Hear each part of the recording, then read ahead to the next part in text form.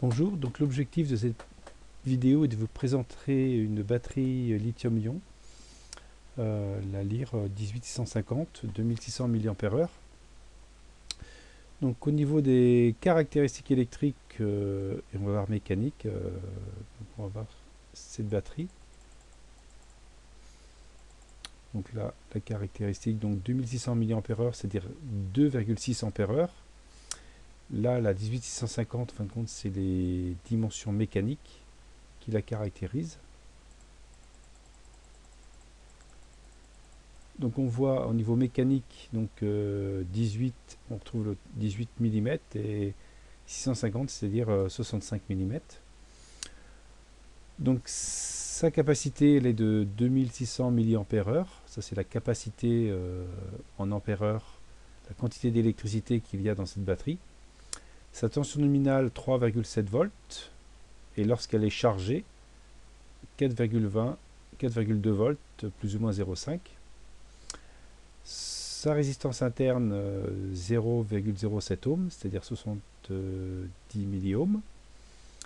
La tension qu'on ne doit pas descendre, c'est-à-dire la tension max de décharge sur laquelle on ne doit pas descendre, c'est-à-dire 3 volts. Si on fait une décharge profonde, on détruit l'accumulateur. Courant de charge 0,52 ampères ou 1,3 ampères. Courant de décharge 0,52 ampères ou 1,3 ampères en courant de recharge. Et on peut avoir des impulsions de 2,6 mA de décharge.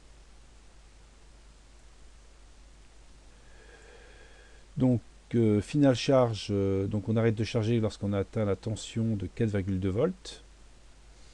Et on arrête de décharger l'accu si la tension de l'accumulateur est à 3 volts.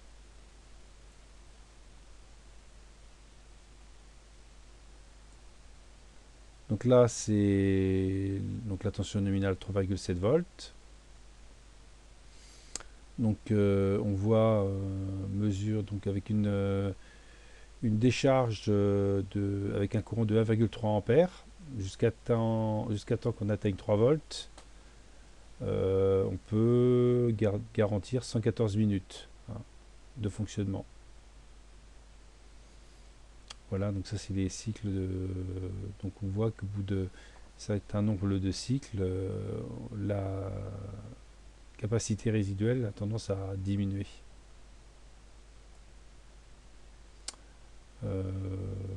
Voilà, donc on peut décharger, on peut court-circuiter la batterie avec une résistance de 0,05 ohm, ce qui fait quand même un courant très important, l'ordre de 80 ampères, mais on ne pourra pas descendre, c'est-à-dire si on calcule le courant de court-circuit, on voit qu'on a un maximum de 60 ampères. Voilà, donc au niveau des petites questions, donc les tailles, donc 65 mm par 18 mm, donner la tension de fin de charge, donc c'est 4,2 volts, la tension de décharge qu'on ne doit pas atteindre, c'est-à-dire 3 volts, c'est-à-dire autrement on détruit l'accumulateur. On appelle ça ne pas faire de décharge profonde. La capacité, donc 2600 mAh, courant de décharge rapide 1,3 ampères, résistance interne, donc c'est 70 milliohms, c'est-à-dire 0,07 ohms.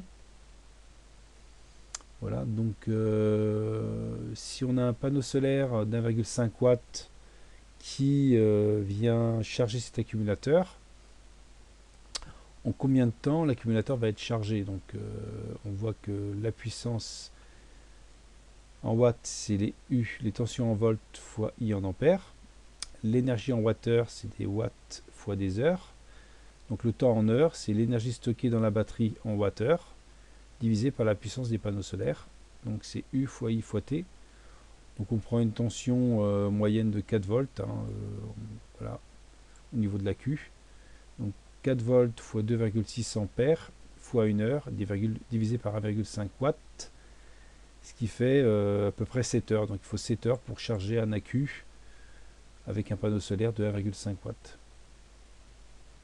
le schéma électrique de l'accu, hein, donc un générateur de tension de 4,2 volts lorsqu'il est chargé à fond, et une résistance résiduelle de 70 milliohms, ce qui nous fait un courant de court-circuit, hein, si on a un court-circuit de l'accumulateur, ce qui nous fait un courant de court-circuit de 60 ampères. Donc voilà, au niveau de notre accu, l'accu lithium-ion Lear 18650. Au revoir.